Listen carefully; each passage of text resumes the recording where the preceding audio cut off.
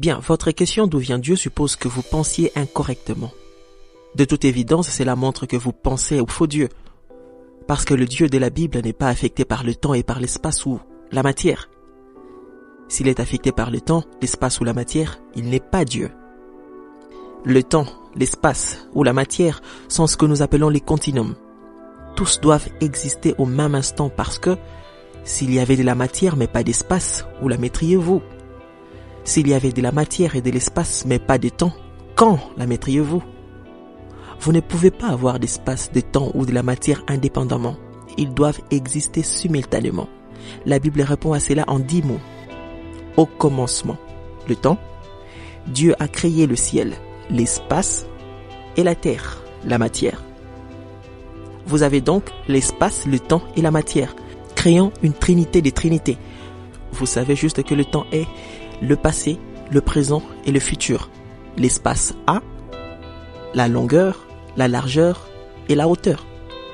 Et la matière a le solide, les liquides et les gaz. Vous avez une trinité des trinités créées instantanément. Et le Dieu qui les crée doit être en dehors d'eux. S'il est limité dans le temps, il n'est pas Dieu. L'égard qui a créé l'ordinateur n'est pas dans l'ordinateur. Il n'est pas en train de courir là-dedans pour changer le numéro de l'écran, d'accord? Le Dieu qui a créé cet univers est en dehors de l'univers. Il est au-dessus, au-delà, en lui, à travers lui. Il n'en est pas affecté. L'idée du concept qu'une force spirituelle ne peut aucun effet sur le corps matériel, eh bien, je suppose que vous devriez m'expliquer des choses comme les émotions, l'amour, l'envie, la jalousie et la rationalité.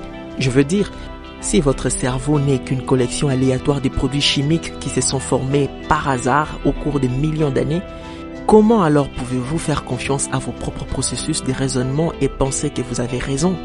D'accord? Donc, votre question d'où vient Dieu renvoie à supposer que Dieu est limité. Et c'est ça votre problème. Le Dieu que j'adore n'est pas limité par le temps, l'espace ou la matière.